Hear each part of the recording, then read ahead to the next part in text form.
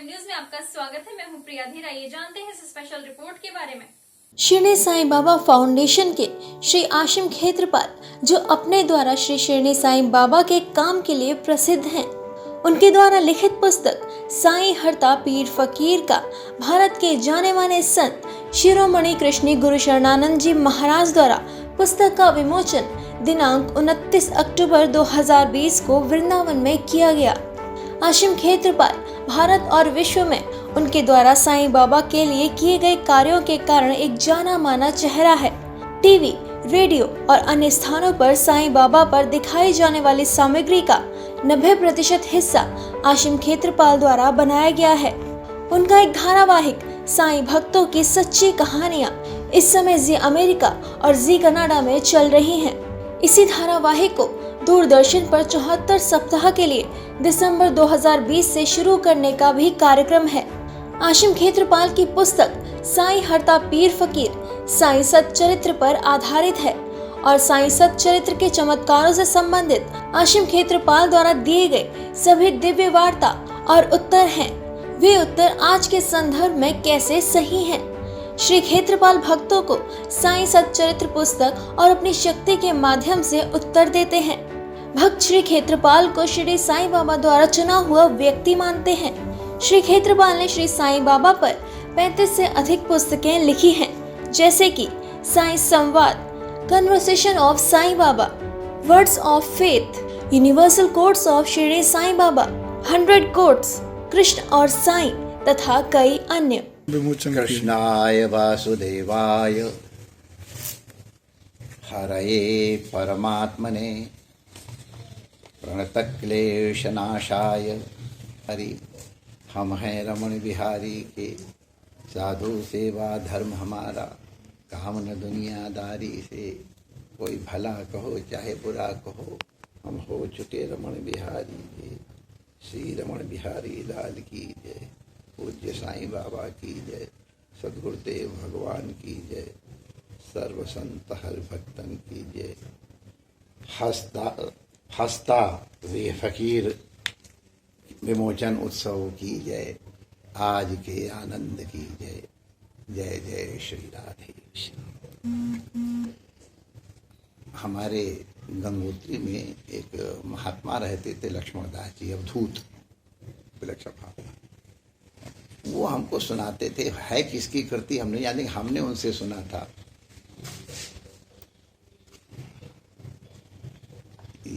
या तो बेगाना हंसे या जिसे तू दे तौफीक, वरना इस बेगानी दुनिया में हंस के जी सकता है कौन। सामान्यतः दुखालयम अशाश्वतम इस संसार को कहा जाता है, लेकिन इस संसार में भी हंसने वाले मौजूद हैं। और कौन हंस सकता है दिल से? तो जिसको परमात्मा का अनुग्रह प्राप्त हो, या जो बेगाना हो। बेगाना माने जिसको संसार में कहीं किसी से मोह न हो, न संप्रदाय से, न देश से, किसी सबका जो हो वो हंस सकता है। तो उसके अलावा तो दुनिया में जिसमें राग है, द्वेष है, वो हंस के कभी नहीं देख सकता है। हमारे पूज्य साईं बाबा ये हंसते फकीर है। बड़ा सुंदर पुस्तक का नाम लिखा गया। हमने जब सुना तो हम बड़ी प्रसन्नता हमको हुई सुन करके, और हम लेखक को जरूर बहुत बहुत साधुवाद देंगे। हमको विश्वास है कि उसमें इसी तरह के उनका निरूपण किया होगा। फकीर किसी संप्रदाय का नहीं होता है। उनके नाम पर संप्रदाय लोग खड़ा कर ले, एक अलग बात है। भगवान बुद्ध ने कोई संप्रदाय नहीं किया, क्राइस्ट ने कोई संप्रदाय नहीं किया, मोहम्मद साहब ने कोई अपना अलग संप्रदाय खड़ा नहीं किया है। चैतन्य महाप्रभु ने कहा कि मेरा ये संप्रदाय कभी नहीं कहा। हम लोग उनके जो अनुयायी हैं वो संप्रदाय बनाते हैं, और वो कोई बुरी बात नहीं है, वो एक अच्छी बात है अगर उसी भाव से, उसी श्रद्धा से इसको अनुभव किया जाए।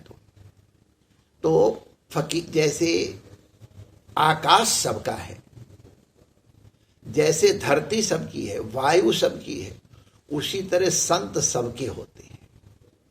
जो किसी का नहीं होता है वो सबका होता है, जो सबका होता है वो किसी का नहीं होता है।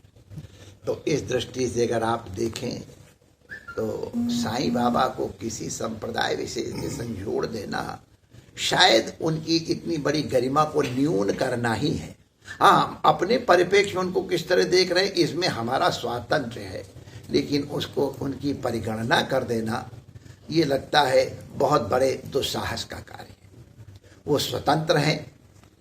मैं हैं शब्द का प्रयोग जानबूझ के कर रहा हूँ क्योंकि ये महापुरुषों के लिए उपनिषद में न तस्य प्राणा उत्क्रामन्ते, वो कहीं जाते नहीं, वो यहीं होते हैं। न जाने किस रूप में हो, उस समय न जाने किस किस रूप में कौन कौन से नाटक किए हम लोग सब जानते हैं, उनका हम वर्णन करने में बहुत अधिक समय नहीं लगाएंगे। तो वो सबके थे, कितने रोते हुए को उन्होंने हंसाया, इसलिए हंसा पाए कि वो हंसते थे। उनका आप उनके रोम रोम में हंसी सुख आनंद भरदा हुआ था। तो वो कभी दुखी नहीं देखे गए, अलमस्त रहे। उनके निकट जो आया वो हंसता, रोता आया हंसता गया। तो ऐसे महापुरुष के विषय में जो इस प्रकार के उद्गार प्रकट किए, इससे हम बड़े प्रसन्न हैं। ये पुस्तक बहुत लोगों को फकीर की भावनाओं से परिचित कराएगी। आप उनको साईं बाबा कह लो या उनको कोई नाम ले लो, आपकी इच्छा है। उन्होंने कभी नहीं कहा मेरा नाम साईं बाबा है। हम लोगों ने उनको अपनी सुविधा के नाम रख दिया साईं बाबा। वो फकीर हैं और हम उस फकीर मौला होता है, मस्त होता है, सबका होता है, इसलिए किसी का नहीं होता है, किसी का नहीं होता है इसलिए सबका होता है। वो हम सबके हैं। देश काल परिस्थिति संप्रदाय जाति इत्यादि के साथ उनको अगर कोई बांधता है तो उसकी स्वतंत्रता है। वो अपने आप में स्वतंत्र थे। धरती को हमने बांटा है, धरती प्राकृतिक रूप से बटी हुई नहीं है। संत को हम बांट लें, ये हमारी अपनी इच्छा है। संत सबके हैं। मैं लेखक को बहुत बहुत साधुवाद देता हूँ जिन्होंने बहुत सुंदर ग्रंथ का निरूपण किया। निश्चित रूप से बाबा का अनुग्रह उनके ऊपर रहा होगा तभी वो लिख सकते हैं, नहीं तो नहीं लिख सकेंगे। उसमें जितनी भी अच्छाइयाँ बाबा की कृपा से हैं और जीव के कारण अगर इसमें कोई त्रुटि भी हो तो समझदार लोग उनको पढ़ते समय समझ लेंगे कि आखिर तो कृति एक जीव की है। भाषा की भी एक समस्या होती है। जो सुना है वो हृदय में नहीं आता है, हृदय में जो पूरा आता वो कहा नहीं जाता है, जो कहा जाता वो पूरा लिखा नहीं जा पाता है, और जो लिखा जाता उसको पढ़ने वाला बहुत समझ नहीं पाता है। तो ये कई घाटियां हैं। इनके परिप्रेक्ष्य में अगर इस पुस्तक का अवलोकन किया जाएगा तो हमको पूरा विश्वास है ये पुस्तक सबको पूरा आनंद करेगी। प्रदीप माथुर जी ने अनुग्रह किया तो यहाँ लेकर के आए और हमको इसका अवसर मिला। मैं पुनः आप सभी आगतजनों का स्वागत करता हूँ। प्रदीप माथुर जी का भी साधुवाद देता हूँ, उन्होंने हमको अवसर दिया। आपने जो यार पुस्तक का विमोचन करवाया, इसका उद्देश्य क्या था लिखने का? आखिर किस उद्देश्य से लिखी गई थी? जितनी भी जो फिल्में और सीरियल बनते हैं साईं बाबा के 90% जितना भी आप टीवी पे देख रहे हैं, वर्ल्ड वाइड देखते हैं, उसका प्रवचन हमने ही बाबा ने हमारे हाथ से ही करवाया है। चाहे रेडियो हो, साईं भक्तों की सच्ची कहानियाँ, या फिल्म जो बनी जिसको प्रेसिडेंट अवार्ड मिला था। और आज हम बहुत आभारी हैं प्रदीप माथुर के और श्रद्धानंद जी के जिन्होंने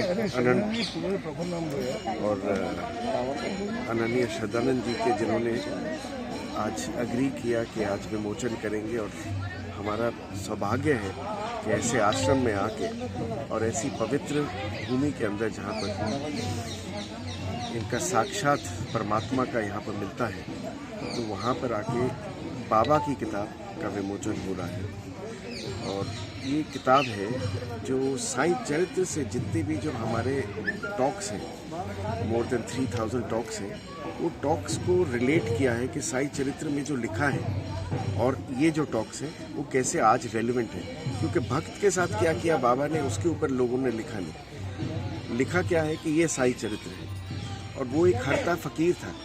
बाबा एक हरता फकीर, जो जैसे उन्होंने बोला कि उनका कोई पंथ नहीं है, जीसस का कोई पंथ नहीं है, बाबा का कोई पंथ नहीं है। तो आज वो किताब है और ये किताब के विमोचन के बाद मुझे पूरा विश्वास है कि ये किताब बहुत लोग ब्रज में पढ़ के और यहाँ से इसकी शुरुआत होगी वर्ल्ड वाइड लोगों को पता लगेगा इस किताब के बारे में। हमारे मित्र असीम क्षेत्रपाल जो श्री साईं बाबा फाउंडेशन के ट्रस्टी हैं, उनके द्वारा लिखित ये किताब साईं हरता पीर फकीर, इस किताब का विमोचन ब्रज के प्रसिद्ध संत शिरोमणि श्री श्री 1008 आदरणीय श्री गुरु शरणानंद जी महाराज के करकमलों से किया गया, उनके महावन स्थित आश्रम में। और जैसा कि महाराज जी ने कहा कि ना फकीरों की कोई बिरादरी होती, ना कोई जाति होती, ना कोई उनका किसी से लगाव होता, वो सबके होते हैं, वो किसी के नहीं होते। आपने उनके प्रवचन सुने।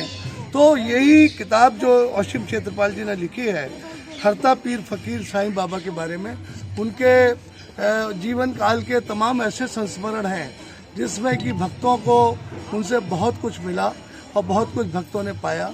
उनके जैसा असीम ने बताया, लगभग 3000 इस तरह की बातें हैं जिससे लोग लाभान्वित हुए। हम आदरणीय साईं बाबा को प्रणाम करते हैं, साथ साथ परम आदरणीय गुरु शरणानंद जी महाराज को भी धन्यवाद देते हैं कि उन्होंने हमारी छोटी सी प्रार्थना को स्वीकार किया और साईं बाबा पर रचित इस पुस्तक का विमोचन किया। इस स्पेशल रिपोर्ट में फिलहाल इतना ही। ऐसे खबरों के लिए जुड़े रहे प्राइम टाइम न्यूज से।